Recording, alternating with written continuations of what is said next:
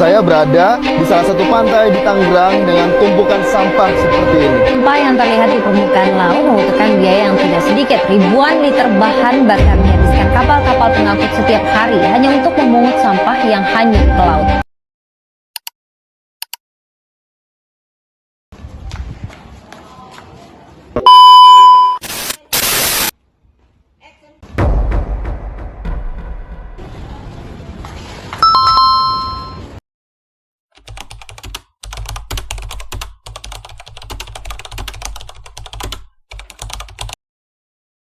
Sebelumnya boleh nanya Kak? Ya, boleh. Nama kakaknya siapa? Nama saya Mufliha. Saya mau menanya ya Pak. Iya, Kak. Bagaimana tanggapan kakak terkait yang masih masyarakat membuang sampah sembarangan? Gimana ya? Kesadaran masyarakatnya itu masih kurang. Banyak yang buang sampah sembarangan kan takut menghambat banjir. Ya, seperti itu. Apa yang biasanya kakak lakukan kalau melihat masyarakat masih buang sampah sembarangan? Nah, menegurnya agar tidak buang sampah sembarangan. Makasih ya Kak. Kamu tahu gak sih dampak dari buang sampah sembarangan terhadap lingkungan? Salah satunya dapat mendatangkan banjir dari level rendah sampai tinggi. Terus gimana cara menanggulanginya? Kamu bisa menerapkan 3R. Yang pertama, reduce. Reduce sendiri memiliki arti mengurangi sampah. Contohnya adalah membawa alat makan dan botol minum sendiri daripada menggunakan alat makan dan botol minum sekali pakai. Langkah atau tahap kedua adalah reuse yang berarti menggunakan kembali. Contohnya, kita bisa menggunakan kantong belanja kain daripada kantong belanja plastik sekali pakai. Tahap terakhir adalah recycle yang berarti mendaur ulang. Contohnya, kamu bisa memilah sampah sesuai dengan jenisnya. Nah, jadi sekarang kamu tahu kan dampak dari membuang sampah sembarangan terhadap lingkungan dan cara menanggulanginya. Jadi, mulai sekarang, ayo kita stop buang sampah sembarangan karena lingkunganmu tanggung jawabmu.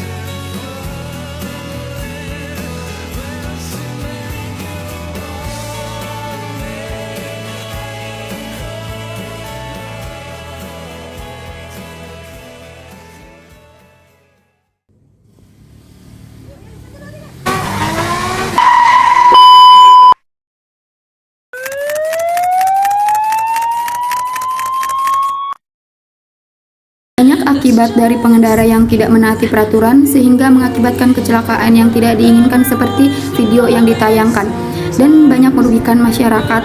Maka dari itu berkendaralah dengan baik dan menaati peraturan lalu lintas supaya tidak terjadi yang namanya kecelakaan ataupun hal-hal yang tidak diinginkan.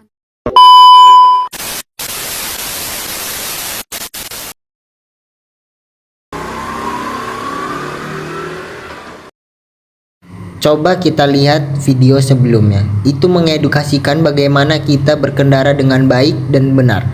Supaya tidak seperti yang digambar ini.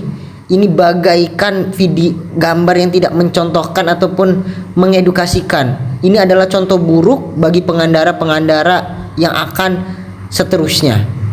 Karena apa? Dia melalui tempat yang bukan tempatnya pengendara motor. Ini adalah tempatnya pejalan kaki. Mungkin bagi orang-orang yang berkendara harap memperhatikan aturan-aturan lalu lintas supaya tidak melanggar aturan lalu lintas, karena itu sangatlah penting supaya tidak mengganggu kenyamanan masyarakat dan yang lain. Oke, assalamualaikum warahmatullahi wabarakatuh. Waalaikumsalam warahmatullahi wabarakatuh. Baik, Ibu, saya ingin mewawancara akan tentang lalu lintas. Baik, dengan Ibu siapa? Dengan Ibu Ulia. Oke, Ibu.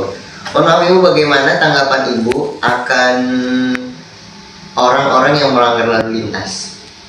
Ya, orang yang melanggar lalu lintas itu akan membahayakan sendiri-sendiri.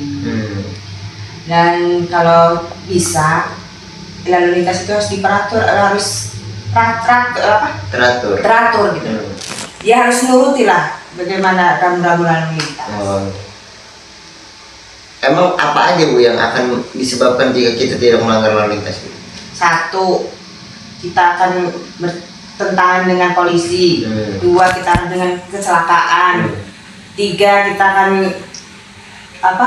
itu sendiri lalu berbahaya sendiri. Dan bagaimana kedepannya tanggapan Ibu agar lalu lintas itu ditaati oleh orang-orang? Ya, lebih baiknya lagi itu peraturannya dengan cara per sejam atau per 2 jam lah.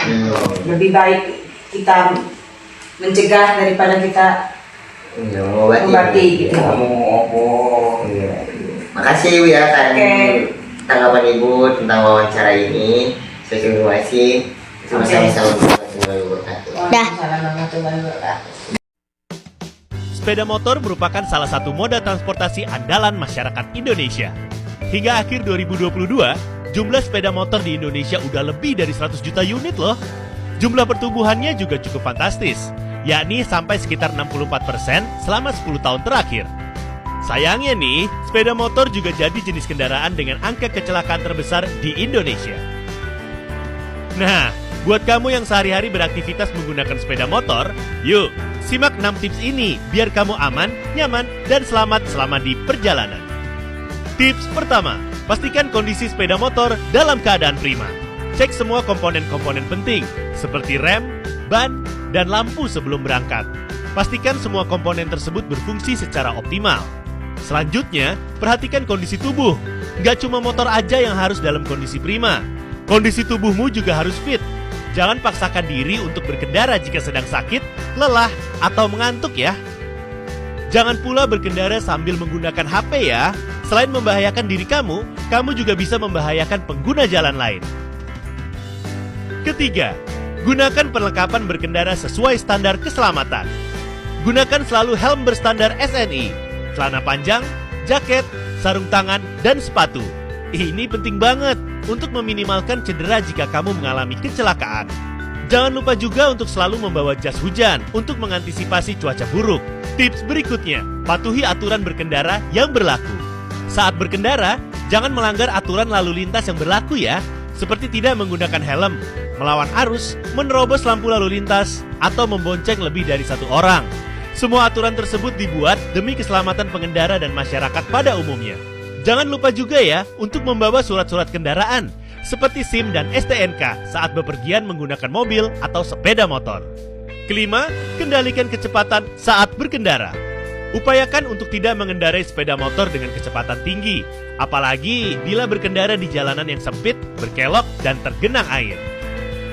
Kamu juga perlu menjaga jarak dengan kendaraan lain ya. Ini penting untuk mengantisipasi kejadian rem mendadak yang juga jadi salah satu penyebab kecelakaan di jalan raya. Perhatikan juga ya, blind spot yang seringkali luput dari perhatian saat mengendarai sepeda motor di jalan. Terakhir, pahami dan lakukan pertolongan pertama saat kecelakaan. Jika kecelakaan ringan, segera cuci area kulit yang mengalami luka dengan air mengalir. Siram dengan cairan alkohol atau antiseptik, lalu tutup luka menggunakan kasa atau perban. Jika kecelakaan cukup parah, segera hubungi petugas medis untuk penanganan lebih lanjut. Nah, itu tadi 6 tips berkendara sepeda motor agar kamu tetap aman, nyaman, dan selamat di perjalanan. Assalamualaikum warahmatullahi wabarakatuh. Kami dari kelompok 3 Pancasila yang menampilkan video implikasi nilai Pancasila dalam kehidupan masyarakat. Saya Raihan Nafi. Dan saya Nandang.